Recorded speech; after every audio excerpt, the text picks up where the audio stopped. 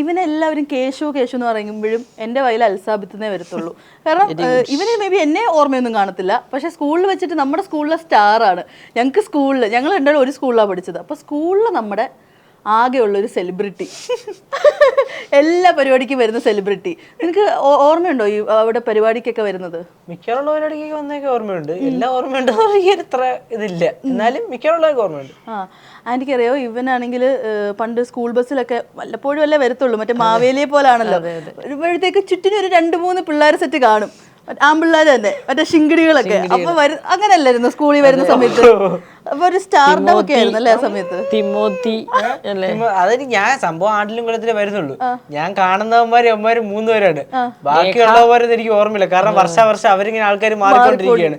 ഞാൻ നോക്കുമ്പോ ഇവര് 3 പേര് 5-6 കൊല്ലമായിട്ടുണ്ട്. ഓക്കെ, പിന്നെ പോകുമ്പോ സംസാരിക്കുന്ന അവരോടായിരിക്കും മെയിനായിട്ട്, ബാക്കി എല്ലാവരോടും സംസാരിക്കും. നമ്മൾ ഈ സ്കൂളിൽ യൂഷ്വലി ബർത്ത്ഡേക്കൊക്കെയാണ് കൂടുതൽ സ്റ്റാർ ആയിട്ടിരിക്കുന്നത്. ഇവൻ വരുന്ന ദിവസമൊക്കെ ബർത്ത്ഡേ പോലെ ചുറ്റും 2-3 പിള്ളേരൊക്കെ ആയിട്ട്. ഇപ്പോഴും ഇവന്റ്സിനൊക്കെ എനിക്കൊന്ന് ലാസ്റ്റ് കുറച്ച് 10th എന്തോ ഇവന്റിനൊക്കെ വന്നിട്ടുണ്ട്. ഓണാഘോഷ പരിപാടിക്ക് സെന്റ് അപ്പൊ അങ്ങനെ ആ സമയത്തോട് വന്നായിരുന്നു. പിന്നെ അവിടെ നിന്നാണ് സെന്റ് സ്റ്റീഫനിലോട്ട് +1 +2 അവിടെ +1 +2 പഠിച്ചത്. നാട്ടിൽ തന്നെ വേണം. അതെന്തായിരുന്നു ഇവൻ ഇവിടെ ഷൂട്ടൊക്കെ ഇവിടെ ആയിട്ടും? കാക്കനാട് സ്കൂളിൽ പോയി ഞാൻ അഡ്മിഷൻ എടുത്തതാണ്.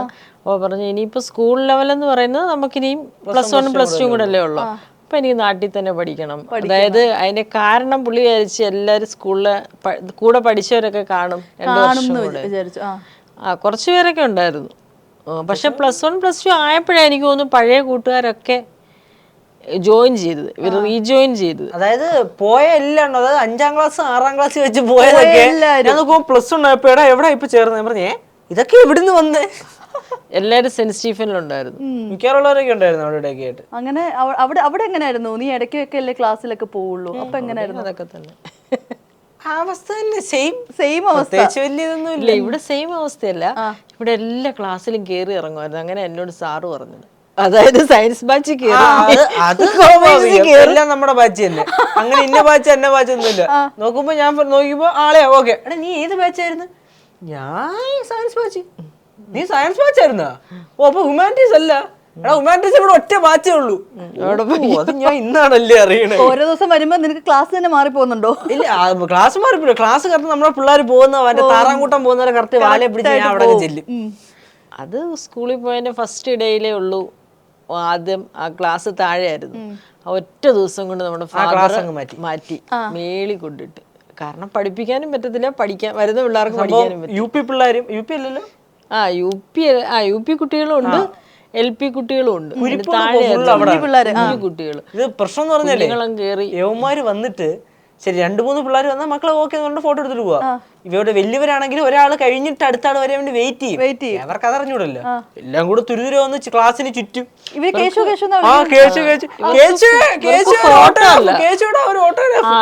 ഫോട്ടോ അല്ല വേണ്ടത്, ഇവര് ബുക്കും കൊണ്ടാ വരുന്നത്. ബുക്കും പെന്നും കൊണ്ടാ. കൊച്ചു കുഞ്ഞുങ്ങളല്ലേ, ചില കേസ് ചേട്ടാന്ന് പറഞ്ഞോണ്ട് ചുറ്റും കൂടിയിട്ട് ഇത്ര മുട്ടിന്റെ അവിടെ വരെയല്ലേ ഉള്ള എല്ലാം.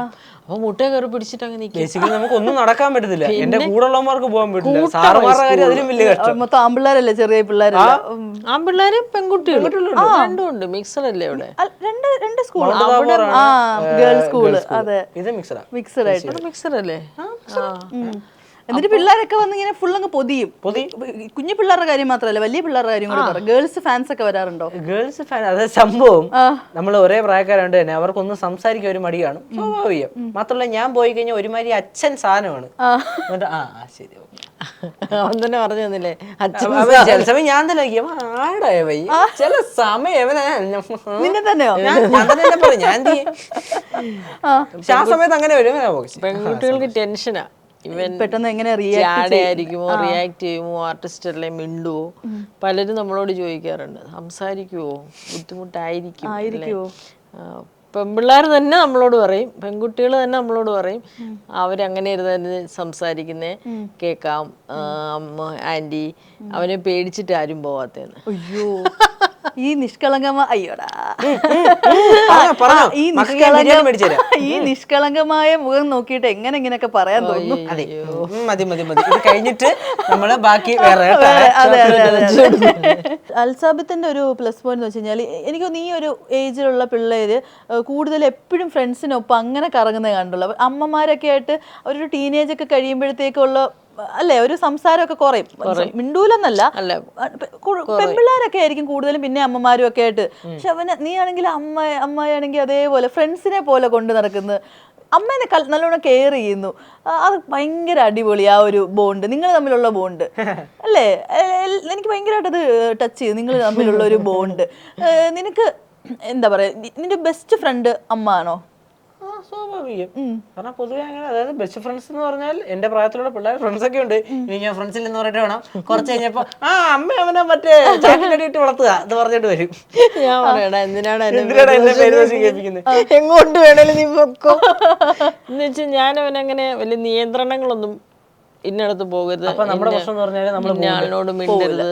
അതായത് നമ്മള് പൊക്കോളാൻ പറഞ്ഞു കഴിഞ്ഞാൽ പിന്നെ പൊക്കോളാൻ പറഞ്ഞു ഇനിയിപ്പോ എന്തെന്നെ പോണേ ആയില്ല, ഇനിയിപ്പോ വേണമെങ്കിൽ ഒരുമിച്ച് പോവാ. നിനക്ക് അവര് ഫിലിമിൽ പോകുന്നുണ്ട്, നിന്നെ മൂവിക്ക് പോകാൻ വിളിച്ചാൽ നീ പൊക്കോ. അത് ഞാൻ പോകുന്നില്ല, ഞാൻ പോയിട്ട് വാടാ, ശരിയാവത്തില്ല. അതായത് അവന് അവൻ്റെതായ ഒരു വൈബ് അല്ലെങ്കിൽ അവന് അവൻ്റെതായ ഒരു ഇത് കാര്യം കാണുമായിരിക്കും.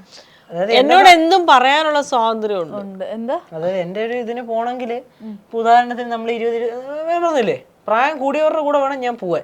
അപ്പൊ അങ്ങനെ വെച്ച് നോക്കുമ്പോ അമ്മയുടെ കൂടെ തന്നെ പോയപ്പോഴേ മതി. എല്ലാം പെർമിഷനും അടുത്ത് ചോദിച്ചു. എല്ലാം പെർമിഷൻ ചോദിക്കുന്നില്ല, എല്ലാത്തിനും പെർമിഷൻ ഞാൻ കൊടുക്കും. പിന്നെ എന്ത് സാധനങ്ങളായാലും ഇപ്പൊ വേണോന്ന് നോക്കുന്ന സാധനങ്ങൾ വാങ്ങി കൊടുക്കും. പിന്നെ അതായത് നമ്മുടെ കാശില്ലെന്ന് പറയും, ഉള്ളപ്പോ വാങ്ങിച്ചു തരാന്ന് പറയും. അതിനവിടെ വേറെ പ്രത്യേകിച്ചൊന്നും ഇല്ല. അതുകൊണ്ടായിരിക്കാം അവിടെ സെറ്റിലുള്ളവരായാലും ഞങ്ങളെ പേഴ്സണലി അറിയുന്നവരും പറയും നിങ്ങൾ തമ്മിൽ ഭയങ്കര ബോണ്ടാണെന്ന്. എന്ന് വെച്ചാൽ എല്ലാ കാര്യം അവൻ എന്നോടും പറയും, ഇപ്പം എനിക്കുള്ള എന്ത് കാര്യം ഉണ്ടെങ്കിലും ഞാൻ അവനോട് ഷെയർ ചെയ്യും. അത്രേ ഉള്ളൂ. ഞങ്ങൾ തമ്മിൽ ഒരു ഒളിവ് മറവ് ഹൈഡ് എന്ന് പറഞ്ഞൊരു സാധനം ഇല്ല. എന്ത് ഇപ്പം അവന്റെ ലൈഫിൽ അവനോട് ഇപ്പൊ ഒരു പെൺകുട്ടി വന്ന് ഐ ലവ് യു പറഞ്ഞാലും എന്നോട് പറയും. അല്ലെങ്കിൽ വേറൊരു അവന്റെ ഫ്രണ്ട്സിനൊരു അറിയാം പറയൂല, അപ്പൊ പിന്നെ അതിന്റെ കോൺഫിഡൻസ് കണ്ടില്ലേ പിന്നെ മാത്രല്ല ഇപ്പൊ കൂടെയുള്ള ഫ്രണ്ട്സിനൊരു ലവേഴ്സ് ഉണ്ടെങ്കിൽ അതും എന്നോട് ഒന്ന് പറയും. എന്നിട്ട് പറയാം പറയല്ലേ ആര് പറയും ചേട്ടാ ഇത് മാത്രം കട്ട് ചെയ്ത് കളയാൻ പറ്റുമോ? ഇതിന്റെ ഒരു പ്രശ്നം ഞാനിത് ഷെയർ ചെയ്യത്തില്ല, ആരോടും പറഞ്ഞതേ ഇല്ല. അല്ല ഇപ്പൊ അങ്ങനെയല്ല ഞാൻ പറഞ്ഞത്, അതല്ല ഞാൻ പറഞ്ഞത്, ഇതാണ് പറഞ്ഞത്. അല്ല ഇന്ന ആളിന്റെ കാര്യം ആരോടും പറയത്തില്ലെന്ന്. അതാണ് ഞാൻ പറഞ്ഞത്. അല്ല ആ കുട്ടിയോട് ഇന്ന് ചോദിക്കാനോ അല്ല ഇന്ന ആളിന് ഇന്ന അവരെ ക്ലാസ്സിലെ കാര്യങ്ങളായി പറയുന്നത്, കോളേജിൽ പോകുന്ന കാര്യങ്ങൾ സ്കൂളിൽ പോകുന്ന കാര്യമാണ് ഈ പറയുന്നത്. ഞാൻ പറഞ്ഞത് മൊത്തത്തിൽ പോയോ? മൊത്തത്തിൽ നല്ല ഇതിലും ഭേദം താൻ റോഡർ കയറ്റിട്ട് എന്നെ ടാർട്ട റോഡിൽ കയറ്റിട്ട് ഇങ്ങനെ കയറ്റി. 10ാം ക്ലാസ്സിൽ പഠിക്കുന്ന ഒരു സമയത്തൊക്കെയാ, ക്ലാസ്സിൽ പഠിക്കുന്ന കുട്ടികൾക്കൊക്കെ. അപ്പോ ആ കുട്ടി കൂടെ ക്ലിയർ ആക്കി കൊടുത്ത് ഇല്ല ആ കുട്ടി ഈ കുട്ടി അങ്ങനെ പറയുമ്പോ അല്ല അവനത് കൺഫ്യൂഷൻ ആയിട്ടായിരിക്കും നമ്മളോട് പറയുന്നത്. ഇങ്ങനെ പാടുണ്ടോ സംഭവം എന്ത് ഒന്നും നമുക്കില്ലാത്തന്നെ കല്ലേടി, പിന്നെ മറ്റേവനും അന്നാ പിന്നെ അപ്പൊ ഞാൻ ചോദിക്കും നീ എന്നോടും അല്ല എന്റെ മനസ്സിൽ ഇരിക്കുന്നില്ല എന്ന് പറയുന്നതാണ്. എനിക്കിത് ആടുത്തെങ്കിലും പറയണം, അല്ലെങ്കിൽ ശരിയാവത്തില്ലെന്ന്. മറ്റേ സിനിമയ്ക്കകത്ത് ഇന്നസെന്റ് ഏട്ടൻ മേളിൽ പോയിട്ട് അലറുന്ന രസാന്തരത്തിലല്ല ഞാൻ ചിരിക്കും ഇതൊക്കെ കേട്ടിട്ട്.